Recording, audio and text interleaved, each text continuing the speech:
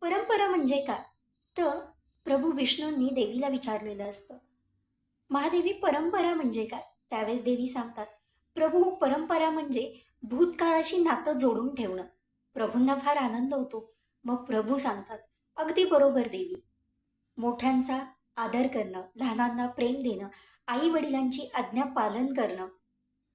तसंच प्रत्येकाने आपापल्या अधिकाराचा आदर करणं, ह्या ज्या गोष्टी आहेत, यांचं पालन करणं, भूतकाळातल्या ज्या चांगल्या गोष्टी आहेत, त्या पुढे सुरू ठेवणं म्हणजेच परंपरा.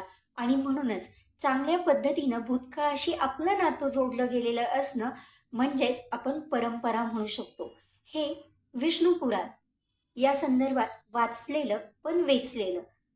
बघा पटतंय का? आणि हो, अजून जर का माझं चॅनल सबस्क्राईब केलं नसेल, पटकन सबस्क्राईब करा. शुभदा शरण्या आणि सर्वज्ञा.